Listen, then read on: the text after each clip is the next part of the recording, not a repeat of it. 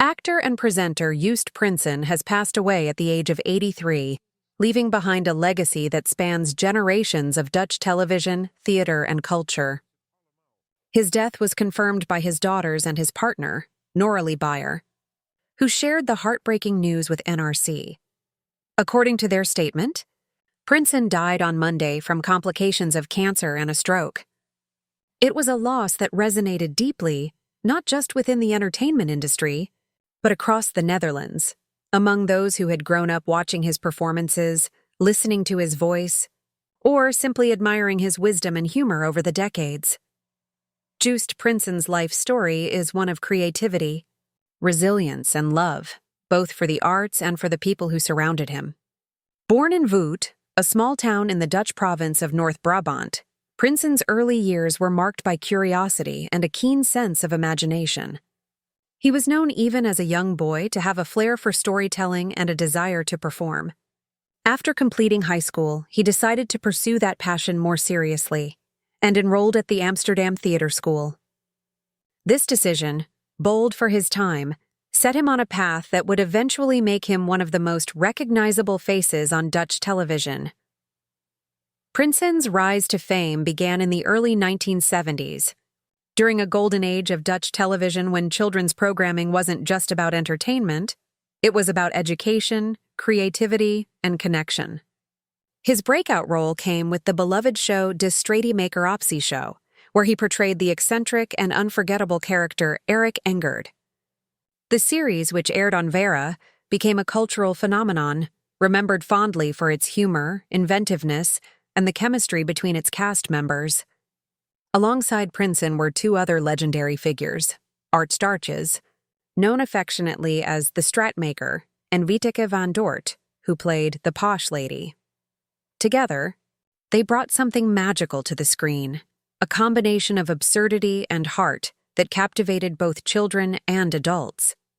To many Dutch viewers, De Straatmaker Optie Show wasn't just another TV show.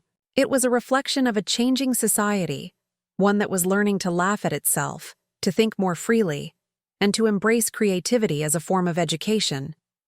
Prinsen's portrayal of Erik Engert, quirky, slightly odd, yet deeply endearing, became a cultural icon in its own right. For years, people would recall the way he could make a simple moment hilarious, his ability to improvise, and the childlike joy he brought to the role. What made him stand out was his authenticity. He didn't perform for fame or attention, but because he loved the craft. He understood that children could sense truth in performance, that they deserved sincerity, not condescension, and he gave them exactly that. But Prinsen's career wasn't confined to children's television. Over the decades, he appeared in dozens of stage productions, embracing a wide range of roles that demonstrated his versatility as an actor. He transitioned effortlessly from theater to television, from comedy to drama, always maintaining a balance between entertainment and depth. He appeared in programs such as Klokhuis, a show that became another cornerstone of Dutch educational television, and in series like Oorlogs Winter, a dramatic work that allowed him to explore more serious and emotional themes. As the years went on, Prinsen's presence on Dutch screens became more than familiar. It became comforting. Viewers grew up with him and continued to follow him as he aged gracefully, taking on new roles and challenges. But it was in 1997 that Prinsen stepped into one of his most memorable and defining positions, that of host for the quiz show Met het Mes op tafel, with the knife on the table. The concept of the show was both simple and brilliant. Contestants competed in rounds of trivia, but the atmosphere was closer to a friendly, intelligent dinner party than a high-stakes game show. Prinsen's charm, wit, and warmth as a host made the program an instant success. Unlike many presenters, Prinsen didn't try to dominate the screen. He listened, laughed, and guided the show with a mix of intellect and humor that made viewers feel as if they were sitting right there at the table with him.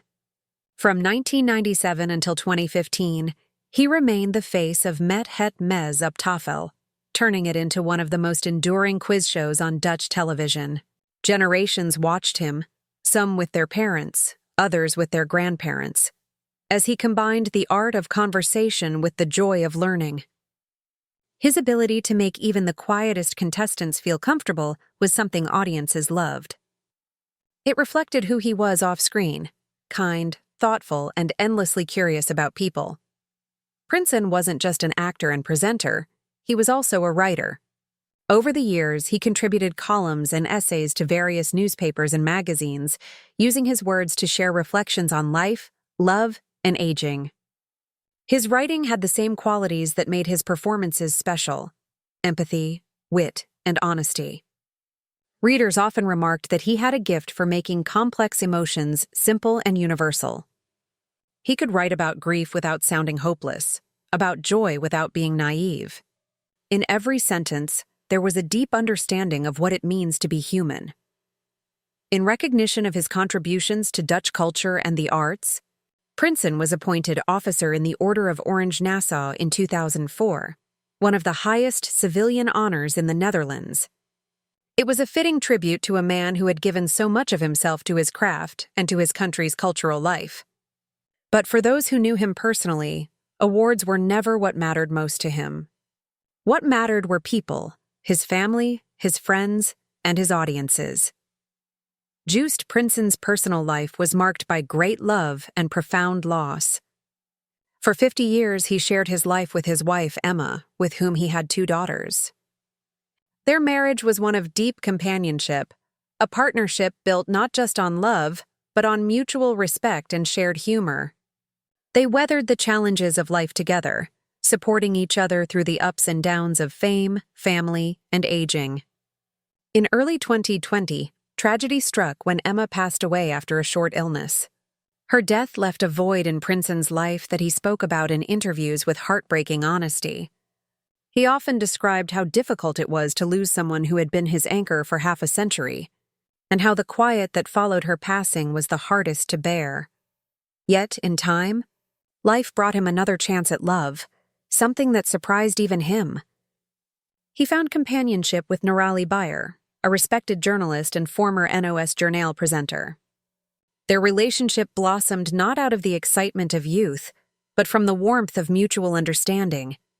Both had experienced life, loss, and love. Both had built careers in the public eye, and both valued the simple, genuine moments of connection that come with age. Together, they even appeared in the drama series Nude, sharing the screen as they had shared their real lives, with tenderness and authenticity. The bond between Prinsen and Beyer was a quiet but powerful one. Those close to them described their relationship as deeply affectionate, filled with laughter, and marked by a profound sense of companionship. They were often seen together at public events, radiating a calm, dignified joy that comes from finding love again after loss. Beyer was by his side through his final years, supporting him as he battled illness with courage and grace. In January 2024, Joost Prinsen opened up about his health struggles in his column for the Noord-Hollands Dagblad. In a moving and candid piece, he revealed that he had been living with bladder cancer for several years. The diagnosis had first come in 2017, but he chose to keep it private, focusing instead on living fully and continuing his work. When he finally spoke about it publicly, he did so with remarkable openness, not to seek pity, but to share the truth of his journey. He described how chemotherapy had been ineffective and how he had been treated with immunotherapy instead. His tone was not bitter or defeated. Rather, it was reflective, philosophical, and, in a way, hopeful.